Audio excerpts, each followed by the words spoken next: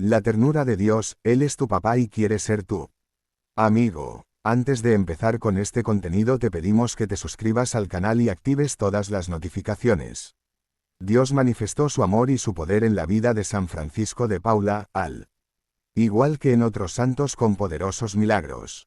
Una semana faltó el cocinero por estar enfermo y el padre guardián superior le mandó que cuidase de guisar la comida del convento. Admitió con tanta alegría este oficio que se le notaba en el rostro.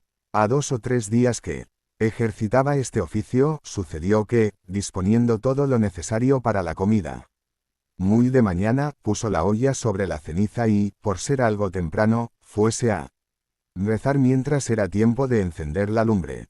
Alejóse tan de sí mismo en la oración con un profundo éxtasis que corrió toda la mañana y llegó la hora de hacer señal para comer sin que el santo mancebo hubiese asistido a su oficio. Pues echaron de ver los religiosos que ni estaba en él, ni la comida aderezada, ni menos encendida la lumbre. Fuéronle a buscar por mandato del padre guardián y halláronle en la capilla de la iglesia, elevado en espíritu. No le osaban interrumpir, pero, forzados de la obediencia, lo llamaron. Volvió a responder, encendido y hermoseado el rostro como si bajara del cielo. Dijéronle que cómo se había descuidado tanto de la obediencia, pues siendo hora de comer, estaba la comida sin aderezar y sin encender la lumbre. No puede ser eso, dijo él, que yo tengo aderezado lo que se mandó. Llame a comer, que no falta cosa. El guardián era hombre prudente y conocía bien la santidad de Francisco y así presumió que les quería dar nuestro Señor algún milagroso suceso y mandó hacer la señal, y, dando gracias se sentaron en las mesas.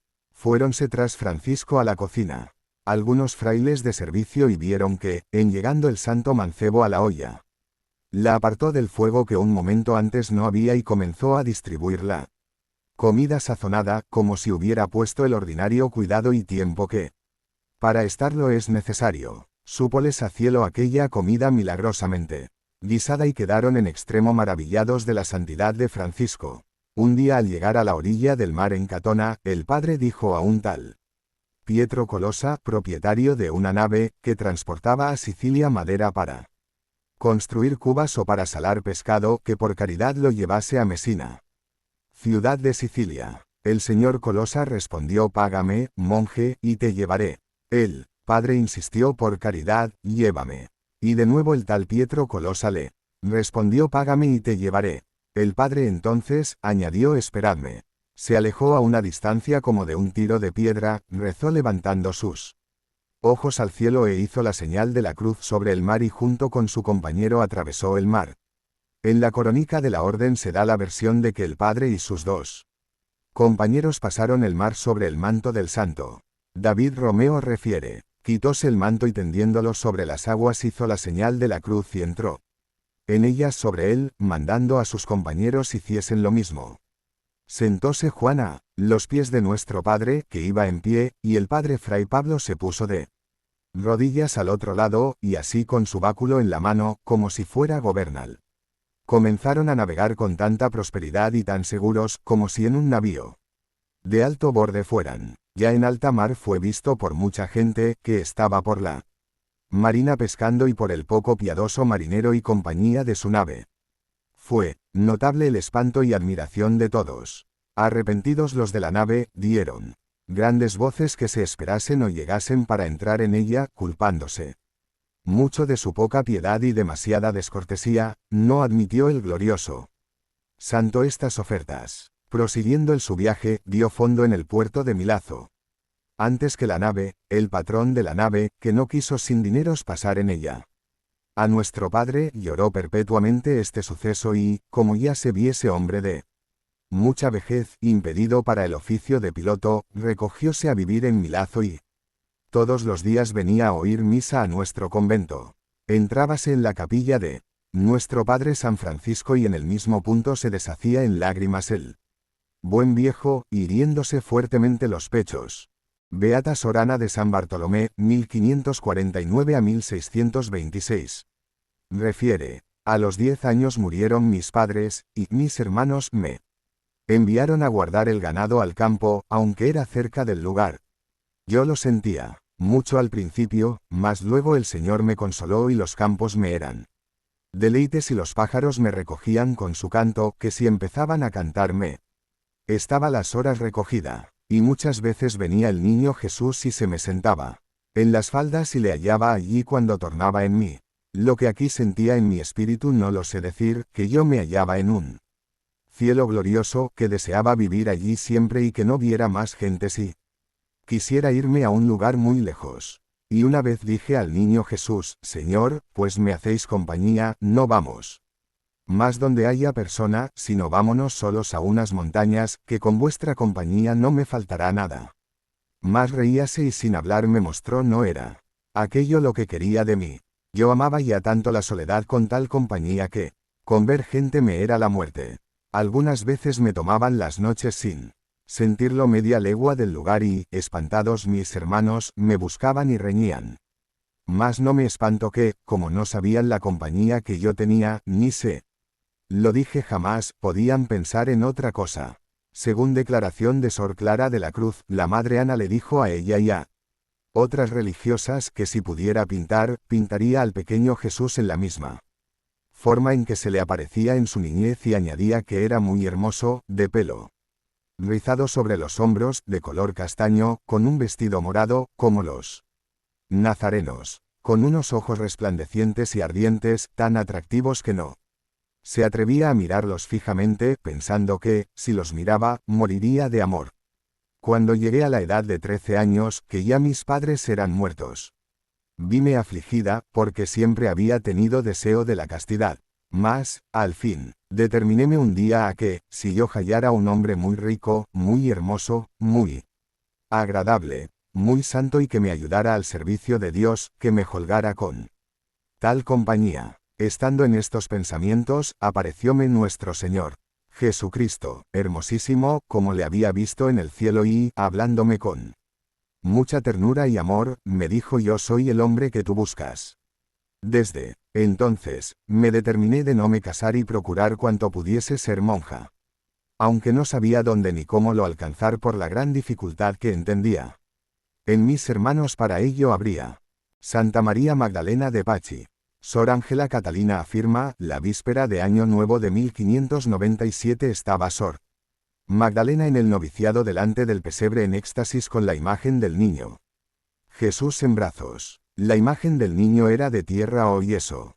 Ella le decía palabras de amor y yo vi que el niño sudaba gotas gruesas y ella las limpiaba con su hábito, y en la parte que las secaba se notaba que estaba su hábito húmedo. Le pregunté por qué sudaba y me respondió: por vuestros defectos. Esto lo tengo como un milagro, ya que una imagen del niño de tierra o yeso no puede sudar.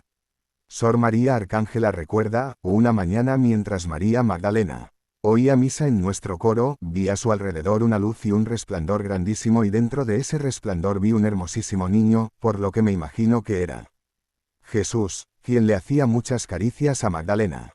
Así pude conocer a la religiosa santa, tal como me habían indicado hacía pocos días al entrar al convento sin decirme quién era en realidad. Ella era muy humilde y, escondidas, cogía los trapos sucios de las otras y los lavaba y hacía otras tareas sencillas y humildes del monasterio 8. Otro día vi al niño Jesús con ella, cuando hacía el pan. Un día había servido Sor Magdalena a las hermanas en el comedor. Les había besado a todas los pies y, en premio de ello, Jesús la besó a ella.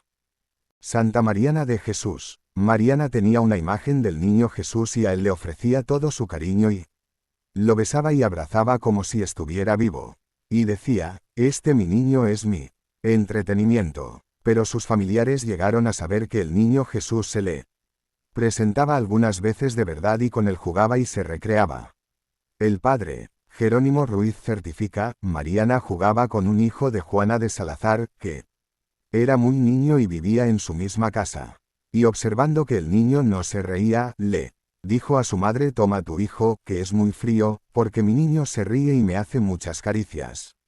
El caso es que se divertía con el niño de una imagen que tenía. Isabel de Alvarado nos dice que, estando de parto doña Juana Caso, sobrina de Mariana, su hijo pequeño llamado Cosme, entró en la habitación y dijo muy alegre a su madre: «Mamá, mamá, la tía Mariana está jugando con un niño bellísimo en su regazo». Y su madre le respondió: «Calla, que ya sé lo que es». Por ello esta testigo, que estaba presente con su madre, creyó que el Señor la favorecía con su presencia como a su esposa querida. Beata Inés de Beniganim, era tan humilde y sencilla que Jesús se le aparecía y jugaba con ella como con un amigo cercano. En una oportunidad se le cayó a la madre Inés en el pozo una llave de las oficinas. Acongojada, levantó la voz diciendo: «Válgame Dios, la llave se me cayó en el pozo, ¿y cómo haré ahora?». Oyeron sus voces las religiosas y, una de ellas, atendiendo a su sencillez, le dijo: «Tome un anzuelo con un cordel, métalo en el pozo y sacará la llave». Las otras que tal oyeron, viendo que Sor Inés a toda prisa ponía por obra lo que la religiosa le había dicho, no pudieron contener la risa. Pero, al echar en el pozo el cordel con el anzuelo, vio que el niño Jesús se arrojaba al agua para poner la llave en el anzuelo. Al ver esta acción del niño, Dios, movida de afecto, le dijo: «Cuidad, Señor, que os ahogaréis». Y diciendo y haciendo tiró del cordel y sacó la llave prendida en el anzuelo. Siendo tornera la venerable madre, llegó al torno un pobrecito a pedirle limosna. Al punto que se la pidió, sintió un gran deseo de hacerle una limosna copiosa, mayor de la que una tornera puede hacer por sí sola. Fue a la priora y, hablándole de lo que en su corazón pasaba, le dijo la madre Leocadia de los Ángeles: «Hermana, dele 2 panes». Replicóle: «Madre, no más». Dijo entonces la priora: «Si le parece poco, dele un par de huevos». Fue muy gustosa y alegre a cumplir con esa obra de misericordia y, llegando al torno, se la dio al pobre, el cual tomó los panes en sus manos y oyó la dicha hermana cómo los besó y, devolviéndolos al torno, le dijo: «Yo no como pan, sino corazones». Y la venerable madre, oyéndolo, toda transformada e inflamada, llena de alborozo y consuelo, tomó los 2 panes y, refiriendo lo que había pasado, repartió los panes entre todas las religiosas. Un domingo, 12 de julio, bajó Cristo al salón y dio la bendición a todas las hermanas, y les hizo una cruz en la frente, y el Señor le mandó a la venerable madre que la hiciese ella también a las demás sobre la frente. Tenía 2 imágenes, una hermosísima del niño Jesús y otra muy devota de un santo Ecce-Homo. Estas eran todas sus delicias. Pasaba de ellas al original y, acordándose de las muchas ocasiones en que se le había aparecido, ya glorioso, ya en la pasión, sus afectos terminaban en suspiros. Por medio de estas imágenes le hacía el Señor incomparables favores. Cierto día, por orden de la priora, a las 5 de la mañana, fue Sor Inés con otras religiosas al lavador o balsa que tienen en el huerto, para lavar la ropa. Y al punto que llegaron se apareció el Señor, hermoso, galán y bizarro, y así que lo vio la beata, con profundo rendimiento, lo adoró, diciéndole: «Señor, ¿qué nos quiere mandar vuestra divina majestad?». Respondióle: «Vengo a estar en vuestra compañía entre tanto os empleáis en vuestras obediencias». Dijo entonces Inés: «Hermanas, hagamos nuestra obediencia con mucho gusto y compostura, considerando que nuestro celestial esposo se está recreando, mirándonos cómo lavamos». Fue tanto lo que movieron estas palabras el interior de las religiosas, que no cesaron de hacer actos de amor, ofreciéndose de nuevo al servicio de Dios, renovando los 3 votos que hicieron en su profesión. Acabaron de lavar, quedando admiradas de que en tan breve espacio de tiempo, como de un cuarto de hora, a su parecer, hubieran concluido la tarea, cuando eran menester por lo menos 2 horas. Teniendo a su cargo cuidar las gallinas, cierto día fue a llevarles de comer y se le apareció nuestro Señor Jesucristo con unas vestiduras muy ricas y hermosas. Así que lo vio, con profunda humildad le reverenció y le dijo: «Señor, os vais a ensuciar esa ropa tan hermosa por no estar limpio este lugar». Y le respondió Jesús: «Calla, Inés, que a mí nadie me ensucia». En el convento había un patio destinado para poner la leña. Como ésta se hubiese terminado, quedaba en él mucha basura. Fue la sierva de Dios a limpiar y barrer, y estando ejercitándose en esta obediencia, se le apareció el Señor, de unos 33 años, con un ropaje de singular hermosura y riqueza, y así como lo vio con sus ojos corporales, rendidamente lo adoró y le dijo: Señor, ¿por qué venís de ese modo, de edad provecta, siendo así que cuanto más mozo os manifestáis, me parecéis más hermoso? Y su divina majestad, riéndosele, dijo: Esto no te dé cuidado. Púsose de menos años, más bello que millares de soles. Y doblando con airoso garbo la sotanilla que vestía, tomando una hermosísima escoba, la ayudó a barrer, y entre los dos limpiaron y barrieron el dicho patio con celestial regocijo. Cierto día, estando Sor Inés en su celda en alta contemplación, pidiendo a Dios usara de misericordia con ella, perdonando sus faltas y comunicándole mucho amor para más y más amarle, se arrobó y se le apareció nuestro Señor Jesucristo, de edad como de 4 años, vestido de una tunicela de color carmesí, rica y hermosa. Así que lo vio, con singular alegría y devota reverencia, le dijo: Esposo de las almas, galán enamorado, seáis bienvenido. Quiso arrojarse a sus pies, y su divina majestad se apartó con mucho agrado, como que no quería le tocase su sierva. El niño Dios, riéndose, huía a la manera que los niños suelen provocarse unos a otros para ver si los podrán alcanzar y coger. La sierva de Dios iba corriendo por la celda, ya a una parte, ya a otra, extendiendo los brazos y con las manos hacía ademanes de querer coger a alguno. Todo lo cual lo estaba viendo una religiosa, y oyó que decía: Señor, yo os alcanzaré.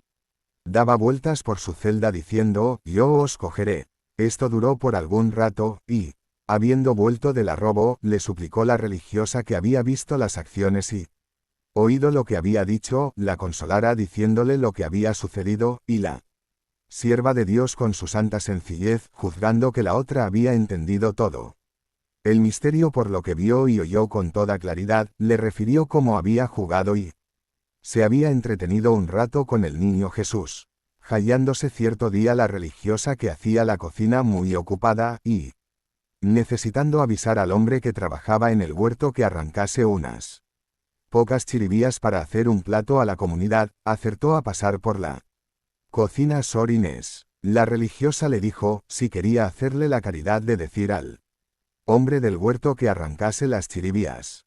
Respondióle: de muy buena voluntad lo haré ahora mismo. Fue y halló que ya se había salido el hombre, y, considerando que para arrancarlas era menester la fuerza de un hombre por haber de cavar profundamente, no atreviéndose a decirlo a ninguna de las religiosas, se resolvió a tomar un azadón y se fue a donde estaban, y así que llegó se le apareció nuestro Señor Jesucristo, de edad como de 12 años, vestido de gala, y llevando al hombro un azadoncito muy reluciente. Púsose su divina majestad a hacerle fiestas, manifestarle cariño y a jugar con ella. Correspondíale Sor Inés con sus enamoradas finezas, pero, considerando que la religiosa esperaría las chiribías, le dijo: Señor, perdonad, que ya no podemos jugar más, porque he de probar si podré arrancar chiribías, que aún se han de guisar para la comunidad. Diciendo esto, más juegos movía con ella su divina majestad, de suerte que se resolvió a decirle: Señor, estáos quietecito, sí sois servido, de lo contrario, os quitaré ese azadoncito que lleváis, porque me gusta mucho. Diciendo y haciendo, se puso Sor Inés a arrancar chiribías, y al mismo punto, tomando el Señor su azadoncito con bravo garbo, se puso también a arrancarlas. Decía ella: bien puede ser que yo arrancase algunas, pero tan pocas debieron ser, que entiendo las arrancó todas mi cordial esposo. Tomó las chiribías, llevólas a la cocina, guisáronlas, sacáronlas al comedor, y así, por ser tan crecidas como por el gusto y suavidad que tenían, se admiraron las religiosas todas. Preguntaron a la que las había guisado de dónde había sacado tan admirables chiribías, pues jamás habían comido cosa igual. Respondió que las acompañaba en su sentir, pero Sor Inés le había dicho que eran del huerto. Entonces se estrecharon con ella para que dijese de dónde había sacado tan Preciosas chiribías, y bien sea por las instancias de sus hermanas o porque se lo mandó la priora, que es lo más cierto, la obligaron a que refiriese todo lo que había sucedido. Uno de los días de Carnestolendas, cierto año, después de haber salido a mortificación en el refectorio y haber tomado una rigurosa disciplina, Sor Inés se sentó a la mesa, y, estando comiendo, sintió en su interior que la llamaba el divino esposo desde el sagrario del altar mayor de la iglesia del convento.